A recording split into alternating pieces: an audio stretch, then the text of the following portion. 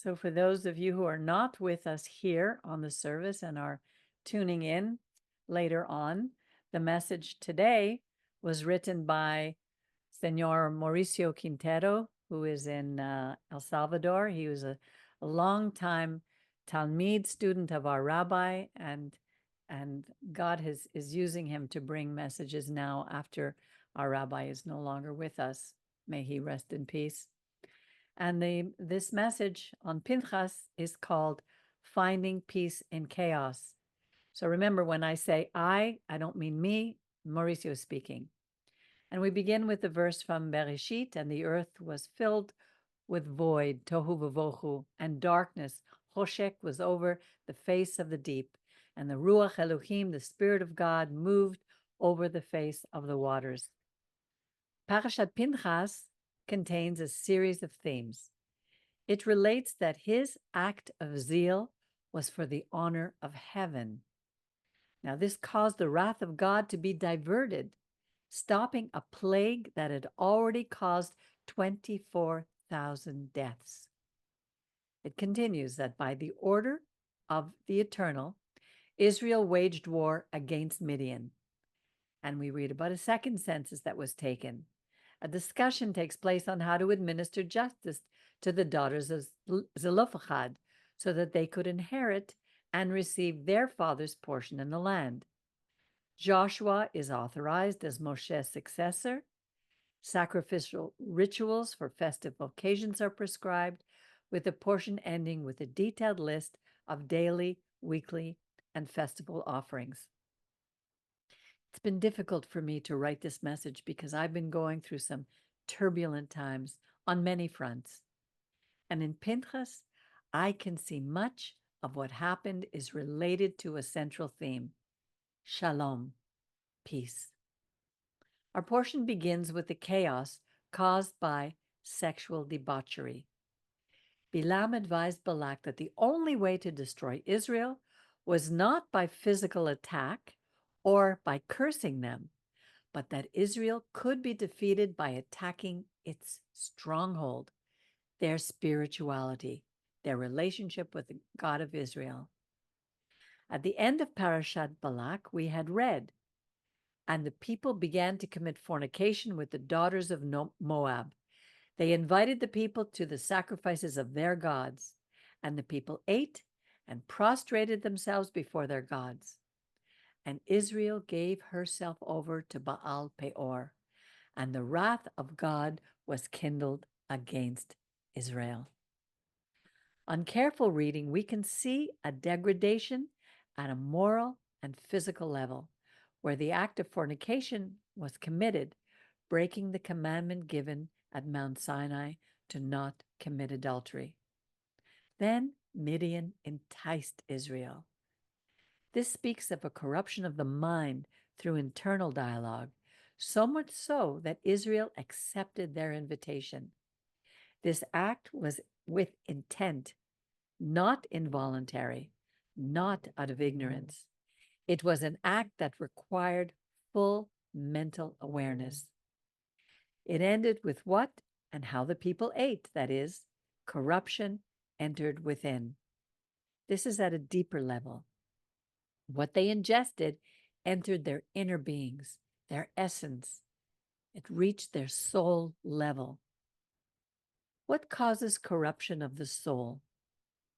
Prostrating before other gods, breaking the first commandment, I am the Lord your God, have no other gods. Not only did they bow down to Baal Peor, but Israel surrendered their will to it. Baal Peor was not just any god. This god was a Moabite deity.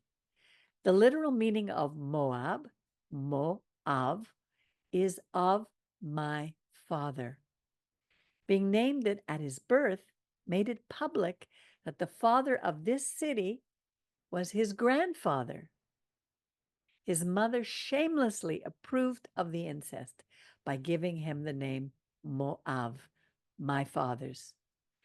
Can you imagine every time you call your son, you're reminding him, from my father, wash the dishes. From my father, make your bed. From my father, do your homework. From my father, take a bath, and so on. She constantly imbued in him the emotional bond that father-son was connected with a sexual bond. That means that this child grew up seeing incest as something totally natural. Then this Moab had children, and these children in turn became a people of sexual debauchery, approving and normalizing incestual relationships. The people took the Canaanite deity, Baal, and added their own mark, creating Baal Peor. This false god had the uniqueness of being venerated through human defecation, as explained in the Talmud in Sanhedrin 60b. Here's Rabbi Shraga Simon's explanation. The Talmud says that humans share three primary functions with animals: feeding, procreation, and waste disposal. The Jewish approach to life is to elevate the physical by connecting with the spiritual. In opposition to that, secular society degrades the physical by disconnecting from the spiritual. For example, for us, eating sanctifies the divine name by turning what we eat into an act for the preservation of life, which allows us to live the commandments. In the secular world, however, eating disorders are elevated in contests such as who can eat the most. The sexual act is the same.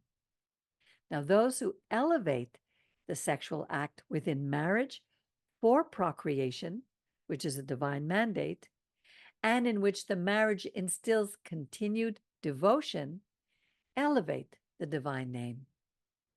On the other hand, the secular world promotes it as a selfish, pleasurable act and degrades in it so much garbage published on social media, movies, and the internet.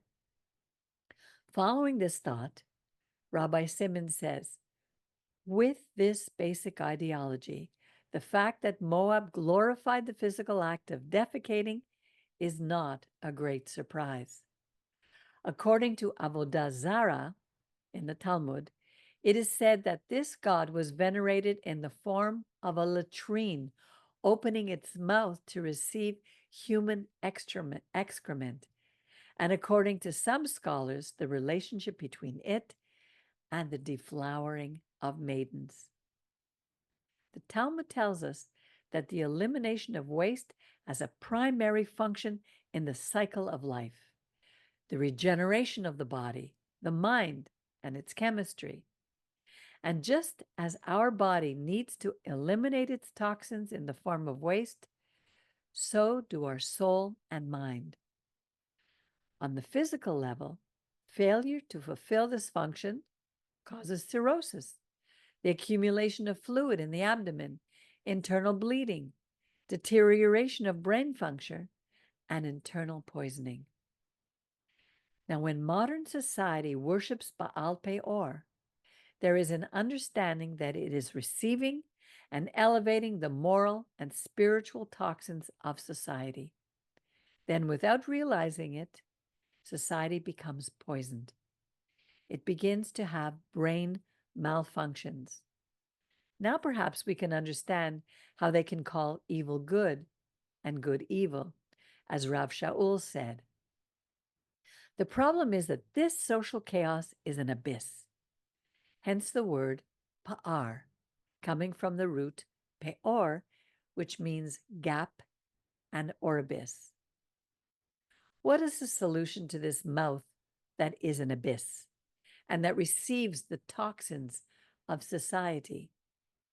Well, it lies in another mouth, since Pinchas means mouth of the snake. The debauchery of the people had even corrupted leaders. Zimri was a leader of the tribe of Shimon, and his morality had become amorality, as he flaunted sexual relations in broad daylight in front of the entire congregation.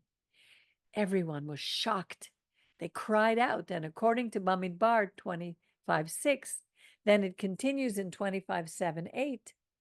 And when Pinchas, son of Eleazar, son of Aaron the Cohen, saw it, he arose in the midst of the congregation. He took a spear in his hand.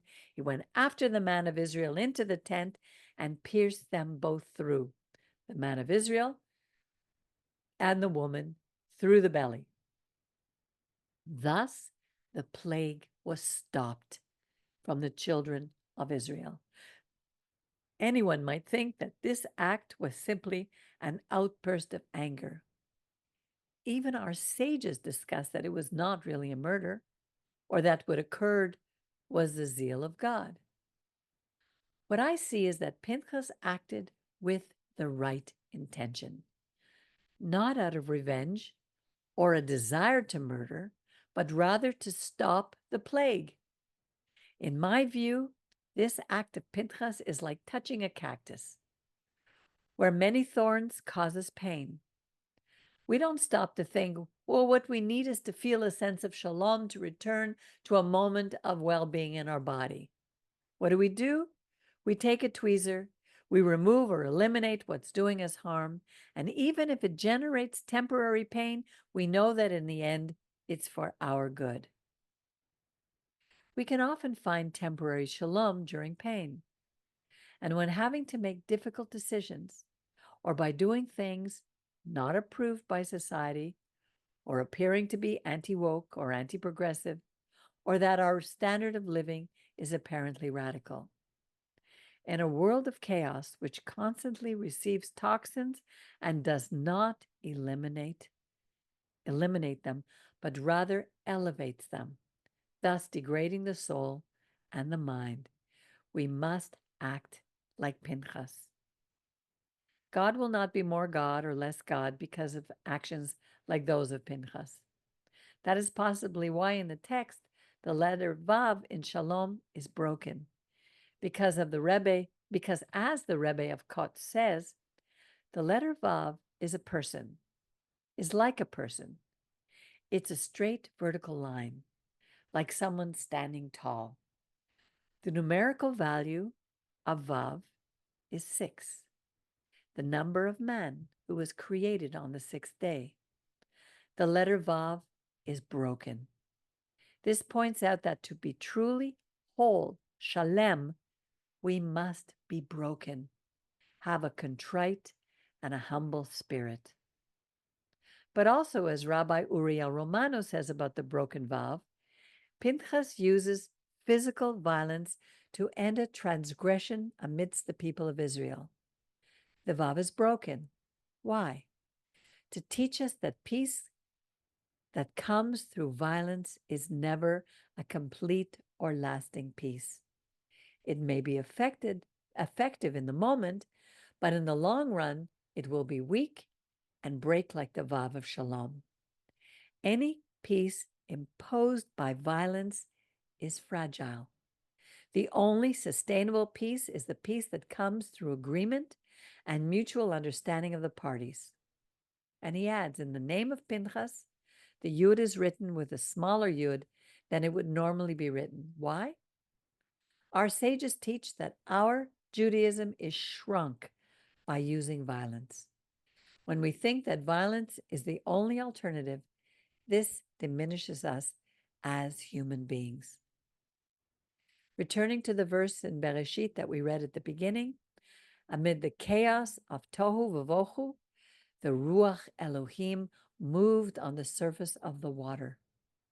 According to scholars, the surface of the water refers to the Torah. In the Torah, we find shalom.